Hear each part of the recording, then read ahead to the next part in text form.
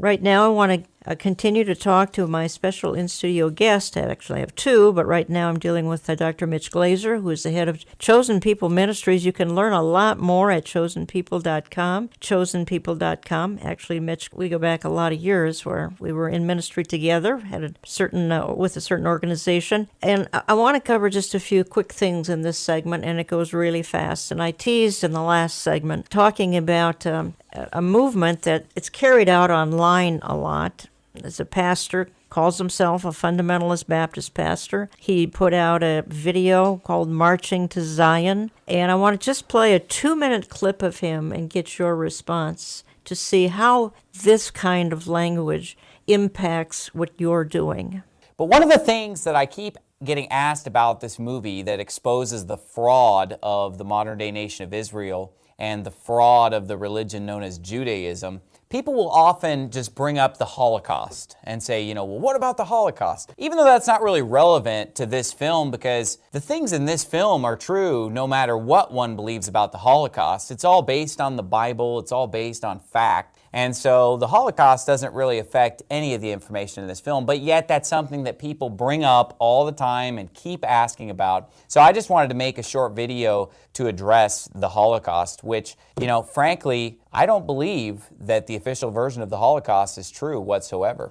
Now, first of all, let me just start out by saying this. No, I am not a racist. I don't have a racist bone in my body, and anybody who has seen this film knows that this film is not a racist film whatsoever. And no, I am not pro-Hitler or pro-Nazi or pro-National Socialist. Look, I'm not for any kind of socialism, let alone National Socialism. I believe in freedom and liberty and very limited government. So no, this is not pro-Nazi or pro-Hitler or racist or anything. That has nothing to do with this issue. The issue is whether or not 6 million Jews died in gas chambers and were subsequently cremated, what we know as the Holocaust. That's the issue. It's an issue of whether these historical events took place or not. Now, before you just get upset and angry and emotional without hearing the facts, remember what the Bible says in Proverbs 18:13. He that answereth the matter before he heareth it, it is folly and shame unto him. Ask yourself how much you really even know about this subject. Do you even know what the word Holocaust means? I'm going to explain that a little bit later in this video. But do you even know the definition of that word? Have you really studied these facts for yourself? Or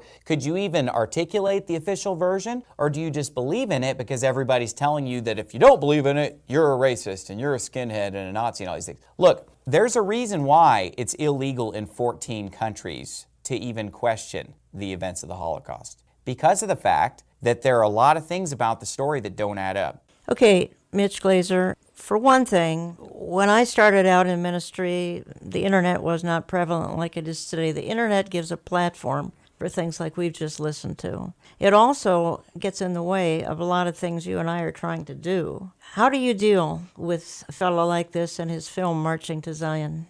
Well, even though it's marginalized, it's very destructive. And besides, his view is not just his alone. No. There are others who are holding this view, and it's historical reconstructionism. And basically, I wouldn't dignify what he said with trying to prove that 6 million Jews Oh, no, died. of course not. I would tell you that I grew up in a home where we visited my grandparents every week, and I grew up in a home where, at least my grandparents' home, where I saw picture upon picture and photo upon photo of relatives that I would never know who died in the Holocaust.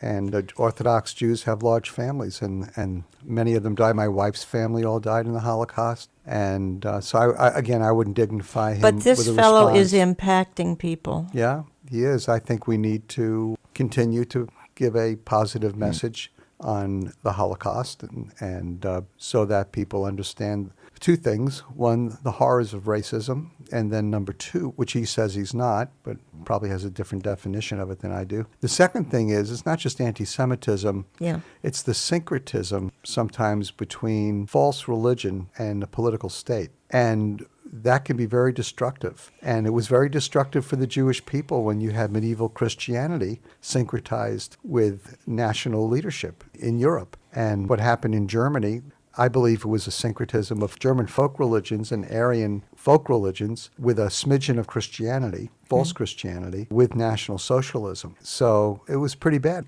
He's a good reminder of what we don't want to see happen, Yeah. and we need to stand against it. Yeah. Let me transition here just a little bit. What do you think it's going to take to get American Jews to go back to Israel? Trouble. Yeah, well, we've got that trouble in Europe, and they're fleeing by the tens of thousands from France and other places to Israel, other parts of the world as well. Here, it's very comfortable yet. When do you think that trouble will start to manifest, if that's what it's going to take? Well, Jan, whenever the Lord wants it, because prophetically we're on his clock, not ours. And so I believe there's a time of Jacob's trouble coming, Jeremiah 37. I think that we're going to experience a great tribulation, and I think that that's headed. Now, on the way there, and I don't say this, isn't prophecy exciting? This is horrible, what's coming. But it's going to be God's way to drive his people back to him. And I don't know when this other trouble is going to come. I spend a lot of time in Europe. We have growing ministries in France and in Germany and in England. And there's a tremendous amount of anti-Semitism growing in England right now. Nevertheless, France and in Germany too, even though German law makes it very difficult to be an anti-Semite, there's still a lot of underlying anti-Semitism. And it's not just the influx of Islam. Muslims. It's not. This all stems from medieval Christianity and replacement theology. But I'm still going back to, what do you think could happen in America?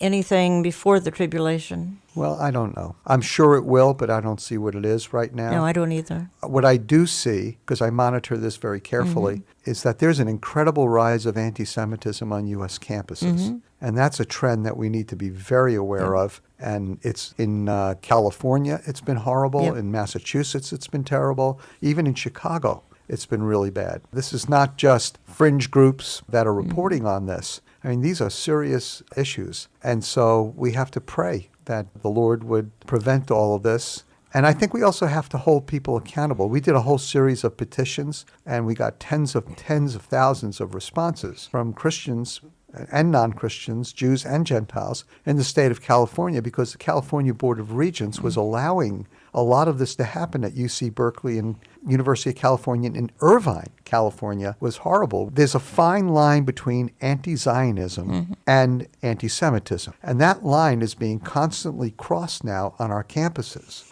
And so we need to be well aware of that, and we need to hold our educational officials, we need to hold their feet to the fire. And we've got the BDS movement too, boycott, divest, sanction. That's just huge right now.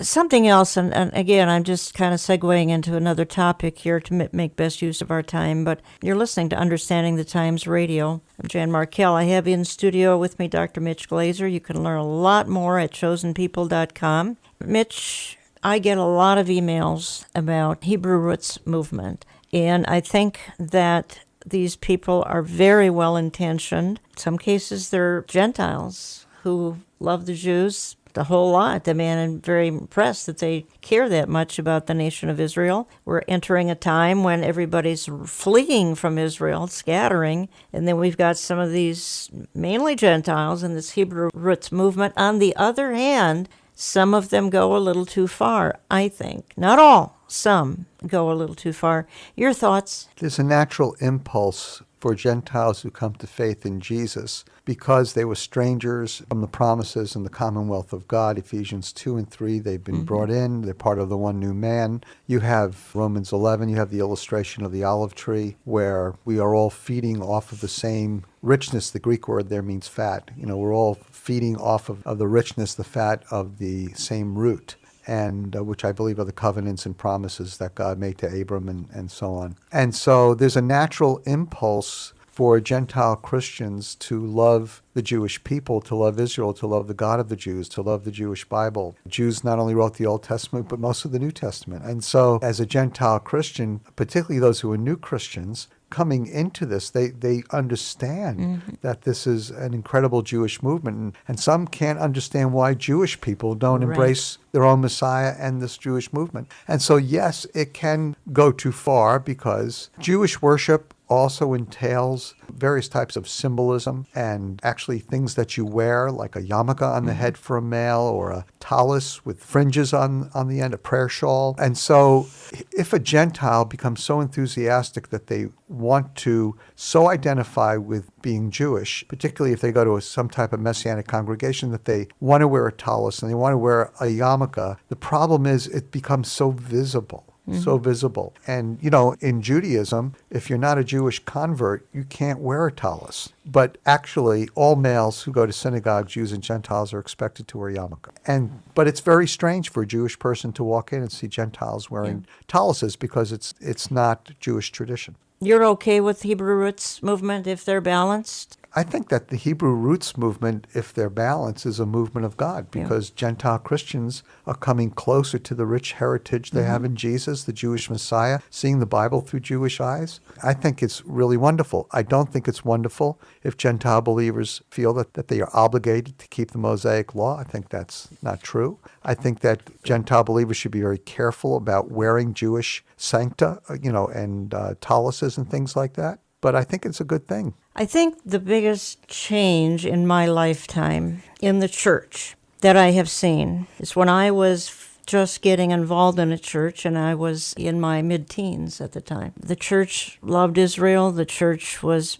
blatantly pro-Israel. Over time, and particularly perhaps the last 10 to 15 years now, I've seen the introduction of something known as Christian Palestinianism, because the churches now are gravitating to become pro-Palestinian instead of pro-Israel. It's a huge switch in the time that I've been watching. And, of course, replacement theology is surging everywhere. Well, Jan, the Jewish people had the sympathy vote after the Holocaust. Yes, exactly. It had the prophecy fulfillment vote after 1948. And Israel was weak. And the church, that's the church at its best when it comes to help the weak. Well, over the years, Israel's gotten stronger. Palestinians have presented their case. And now Christians, call it social justice or whatever they want to call it, feel that they need to help those that are, quote unquote, being oppressed by Israel. And of course, the problem is that it couldn't be further from the reality. If you ask your average Palestinian Israeli, of whom there are over 1 million, if you ask them, would you like to be part of Israel, or would you like to be part of an Arab country, particularly those who are Christians? You got to be kidding. Yeah. And do Jewish people literally oppress Palestinians in Israel? No, there was a war. There was a lot of turmoil, but Palestinians are in the Knesset, Palestinians are in Israeli universities, but you now have some factions that are oppressing Palestinians far worse than Israelis ever would. So you have Hamas, and even the Palestinian Authority, which sometimes looks almost innocent, is not. We just can't buy all of the hype.